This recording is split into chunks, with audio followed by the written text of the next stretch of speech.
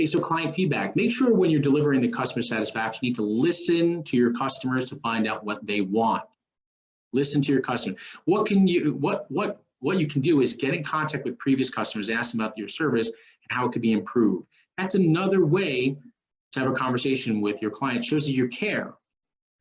Because you're not perfect. Let's be real. You're not perfect. Come on, look at yourself in the mirror and say, I'm not perfect. I know agents are egotistical and they're looking at themselves in the mirror and like, oh, I'm perfect. I'm amazing, right? But yes, you do need to kind of find out how you can improve. And sometimes, believe it or not, because you reached out, that's another way of generating a review, because they said, wow, it was nice Mike reached out because he really cared about the service that I was receiving from or received. And that's another way they said, wow, since he cared so much, I'm happy to recommend my cousin, my family to him, because he's going to prove, instead of calling me every 2 weeks, he's going to call once a week because he asked me. You see, if you call a past client and they're silent and say, fine, that's a sign you should try to probe, to ask more questions. You see, previous customers will open up if you show sincerity. You're relying on these people to build your business, guys, through referrals, so their feedback is important. That's what happens to agents. They don't ask enough feedback because you know why, ready? It's fear. They don't ask for feedback because it's fear that someone's going to critique them and say they did a bad job. Does that make sense? They did a bad job. Okay, that's why it's important to ask for feedback. So client expectations. Customers judge service qualities in 5 key dimensions. Number 1, tangibles. Your appearance, your office, your equipment, your materials. A listing presentation can be considered a tangible. Now, guys, remember, this is referrals. How do you get referrals? So even though you were hired, okay, for whatever reason, it's so important. People think it's just getting referrals, is just asking for business after the business has been done. But believe it or not, the expectations from the client also will determine if this person wants to refer you to someone else. Right? So if you owe it, like for example, if someone listed with you and you showed up in your pajamas every day to show the house, they might have actually, especially during the up market, they might have stood with you all the way through and through because you brought buyers. Like, oh my gosh, this is what the industry looks like. Okay, so I guess so. Well, but I'm definitely not. I will never refer this agent to someone else. He's a mess or she's a mess, right? Reliability. Did you provide dependable and accurate service? I've seen so many times where agents wind up getting a buyer into contract, and here's what happens. They never even follow up all the way to the closing, and then only like a week before the closing, they're like, hey, would you provide me a Zillow referral, a Zillow review, or hey, do you know anybody else looking to buy or sell? They'll smile in your face and go, yeah, I'll let you know. But deep down inside, you weren't reliable maybe throughout the transaction. Your responsiveness. Are you responsive? Are you willing to help and your promptness of service? Assurance, listening to the customer's concern. Remember, all the way through, not only from the beginning to the middle to the end, but also when you're asking for referrals, say, hey, how can I improve myself? We just said that in the last slide. How can I improve myself? Now, I know, guys, this is the foundation piece. I know if you're waiting patiently for me to start talking about other techniques to generate referrals, that's going to come towards the end, because believe it or not, this is the foundation. This is important. Empathy. This business is all about empathy. If you don't have empathy, you might as well pack your bags up right now, get out of the business. You have to have empathy. Empathy is that caring, understanding the customer's individual needs, and have an approachable attitude. Right? So many agents don't have an approachable attitude. Right? It's one of the reasons why they tell you not to take pictures with your hands crossed over your arms, because that means you're just not approachable. Again, there are some agents that still do it. That's okay. Does not mean they're not approachable. It's one of the signs that the agent might be closed off. So the whole point is, now don't think of the picture. Think about, are you approachable? Can someone approach you? Now, by the way, again, if you took the listing, you serviced it, but you gave the customer or client a bad experience, they probably won't refer you to their friends. Okay, and if you haven't gotten business from your sphere, it could be because of some of these things. You know, the services you provide. Just because you sold something last time does not mean they'll refer you. See, that's the most important.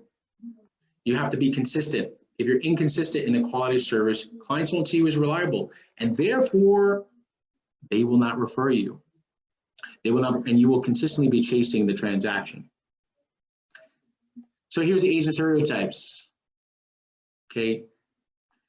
You see, in recent study, 24% of respondents had troubles with their real estate agent being dishonest or too pushy or aggressive.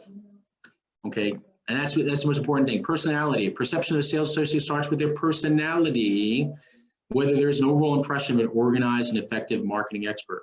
You see, first impressions are paramount to building the client's perception of your personality. Even physical appearance counts. The agent who shows up to listing presentation in sweatpants will likely be seen as a lazy person compared to the agent shows up in a business suit. Right? And the other side of the coin is when you show up in that really expensive business suit, are they approachable?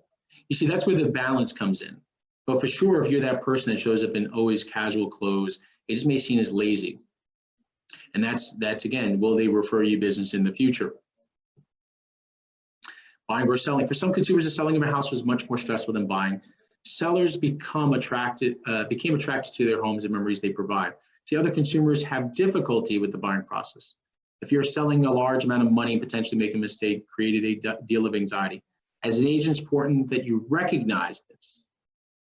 Okay, recognize that it's scary to sell a house and offer the appropriate empathy. So many people are pushing for their commission checks. It's incredible. And then again, right?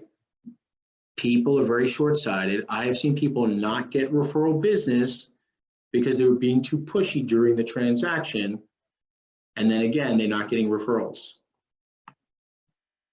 The wheelbarrow agent. You see, this is an agent that's the customer constantly has to push, right?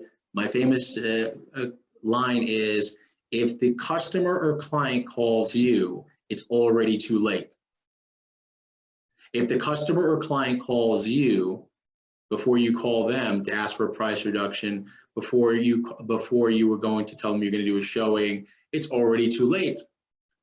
It's called the wheelbarrow agent. The customer's constantly pushing you. Now, by the way, again, in a good market, these agents make it through. In a market that changes and people really are focusing on customer service way more, these agents actually wind up getting kicked out of the business. So more specifically, there are agents that customers always have to call first to get updates or feedback. They don't work unless the customer pushes. Hey, how come you didn't do an open house this past 3 months? How come you didn't do professional photography? How come you didn't do this? How come you do that? If that's happening to you, but before you measure the client and say, well, maybe the client's being too pushy, think about, is there a problem with the services you're providing? And I know when people are on this meeting right now, they're thinking, oh my gosh, Mike, this sounds so basic, and what does that do with referrals? It has all to do with the referrals. See, I like to teach foundational things, so this way I can either undo what you've already learned and then build it back up, or for that new agent, you don't start off with bad habits. You should be able to be, and after about 4 or 5 years in the business, at least a $50,000 to $100,000 referral business. Yes, that's right.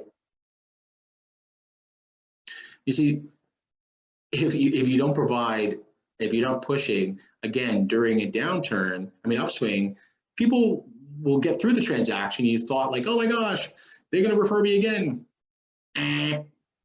They said, okay, you got me through the transaction, but I'm never referring you after this. And then using marketing to up your referrals.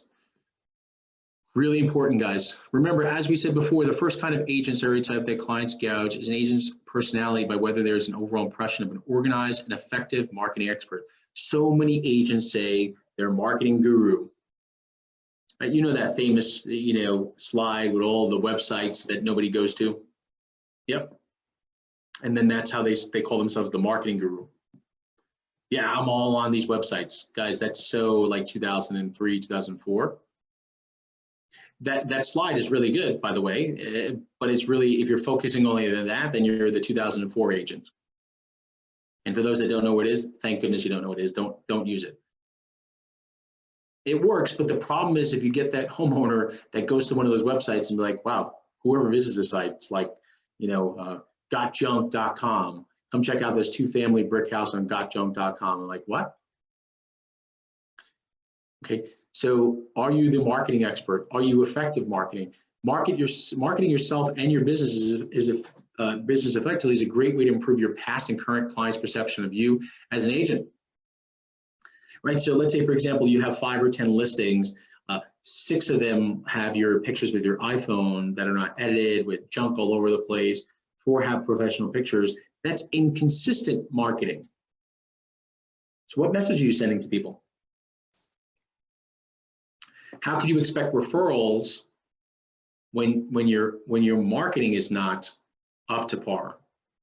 You can't expect referrals, especially from your sphere, right? So your sphere, you're trying to get know, like, and trust. So if you're not marketing yourself, saying, hey, look at my marketing, it's good, I'll market, it's a subconscious push to, I'll market your home the way I market myself.